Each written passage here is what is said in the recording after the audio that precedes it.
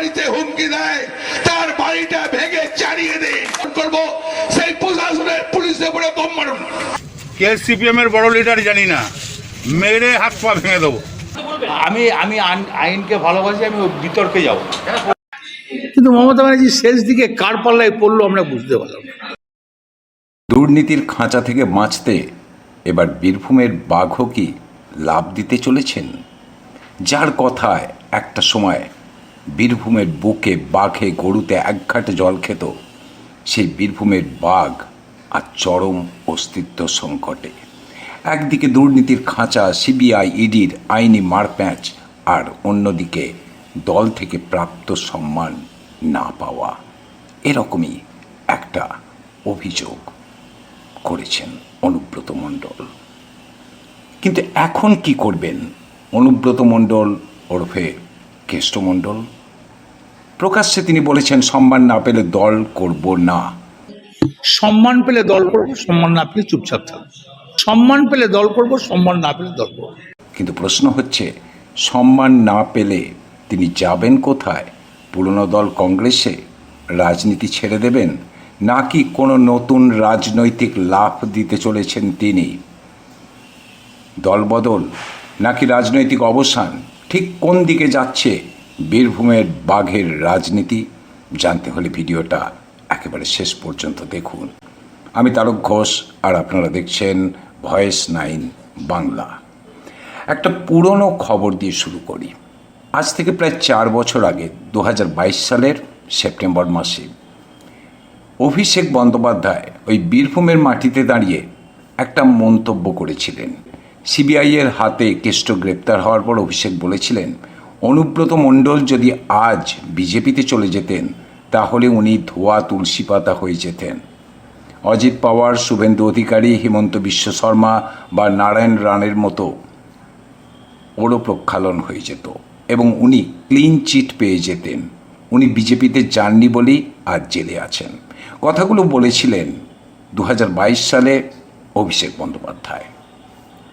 আর তখন অভিষেক বন্দ্যোপাধ্যায় একটা দাবি করেছিলেন, গরু পাচার উত্তরপ্রদেশ, বিহার থেকে হয়, তাহলে যোগী আদিত্যনাথ বা নীতিশ কুমারকে কেন ডাকা হয় না, অনুব্রতকে কেন জেলে রাখা হচ্ছে?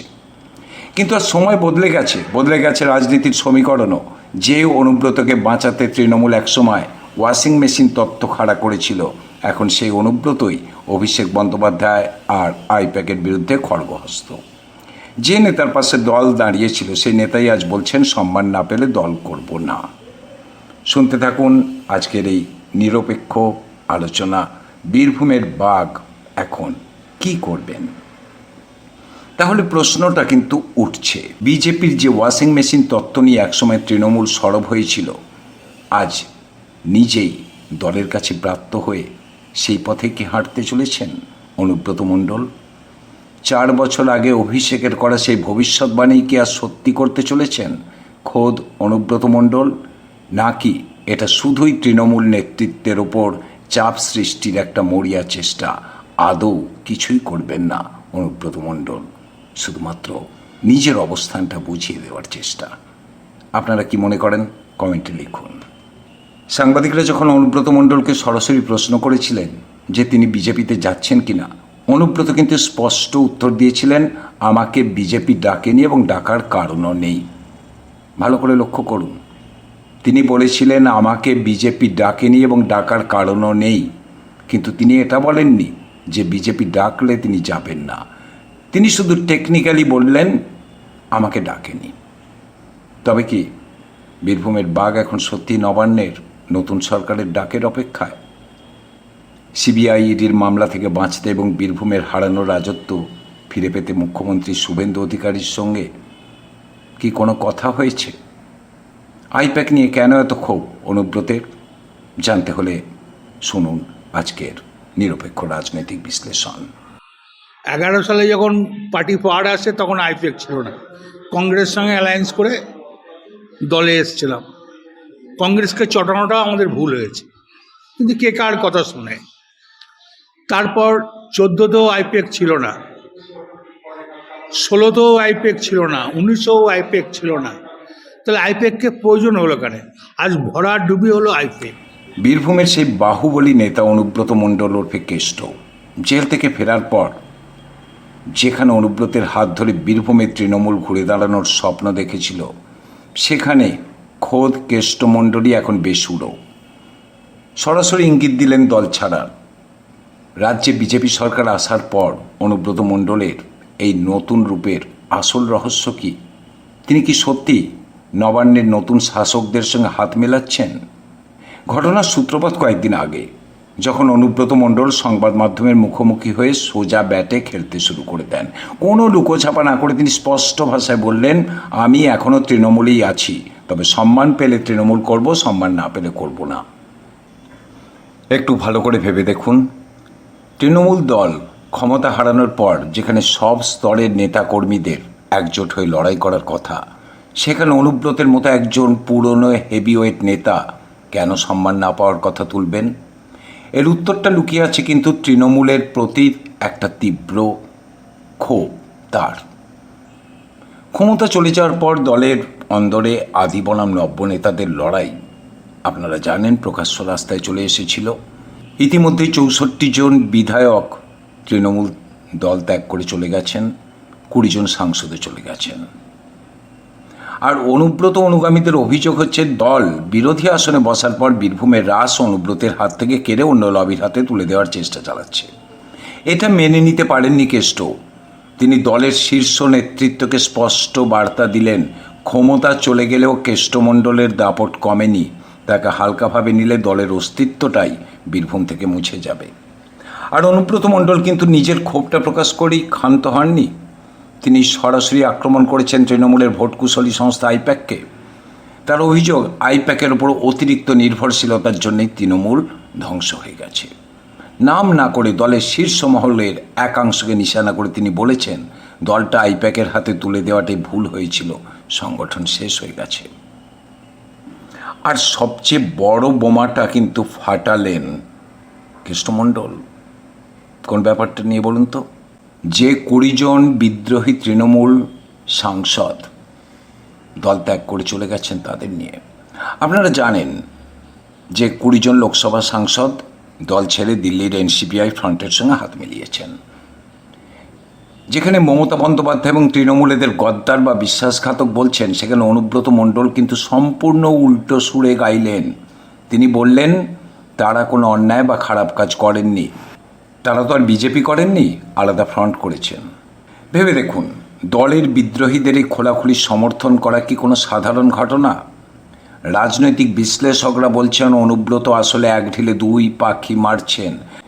একদিকে তিনি বুঝিয়ে দিতে চাইছেন দলের নেতৃত্বের উপর শুধু তিনি নন, দিল্লির সাংসদরাও ক্ষুব্ধ, আর অন্যদিকে তিনি দলত্যাগের একটা নৈতিক রাস্তাও তৈরি করে রাখছেন। কি মনে করছেন আপনারা?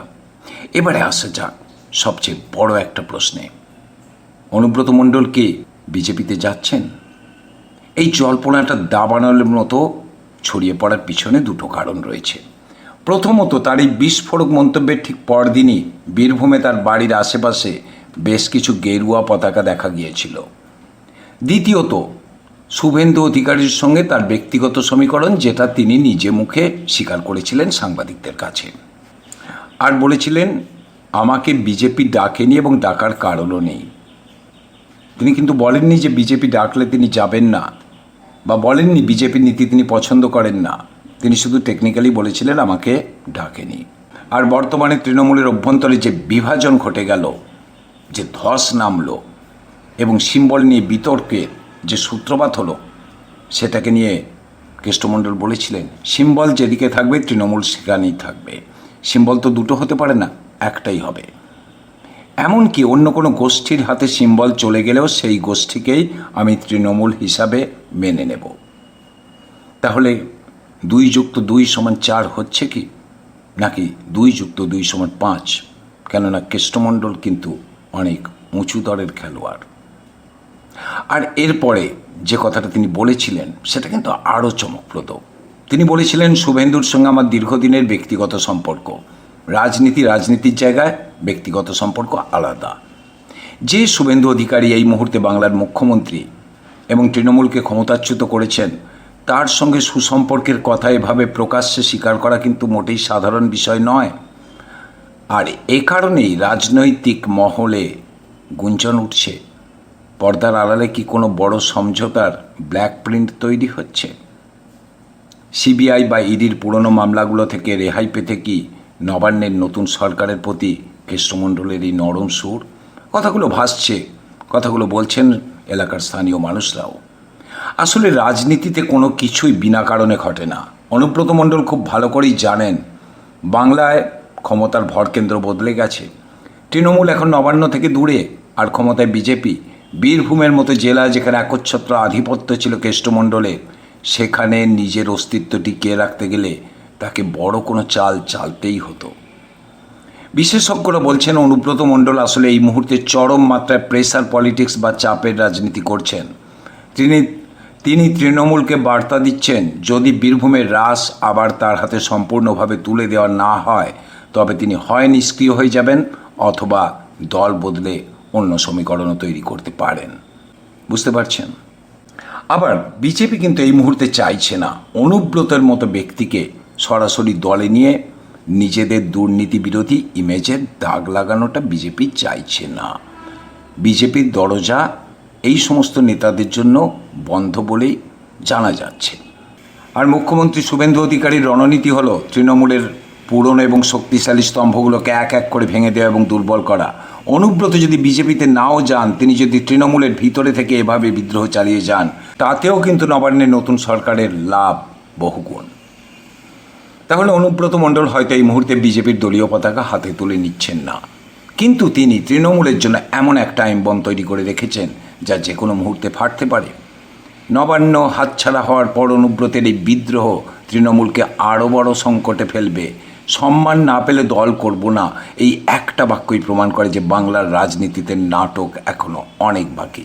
আপনাদের কি মনে হয় অনুব্রত মণ্ডল কি শেষ পর্যন্ত শুভেন্দু অধিকারীর হাত ধরে বিজেপিতে বা দিল্লির নতুন ফ্রন্টে যোগ দেবেন? আপনার মূল্যবান মতামত নিচে কমেন্ট করে অবশ্যই জানান। ভিডিওটি ভালো লাগলে একটি লাইক করুন, বন্ধুদের সঙ্গে শেয়ার করুন, আর আপডেট পেতে আমাদের চ্যানেলটিকে এখনই সাবস্ক্রাইব করে পাশে থাকা বেল আইকনটি প্রেস করে রাখুন। দেখা হচ্ছে পরের ভিডিওতে। এতক্ষণ দেখছিলেন ভয়েস 9 বাংলা, মানুষের পাশে, সত্যের পক্ষে।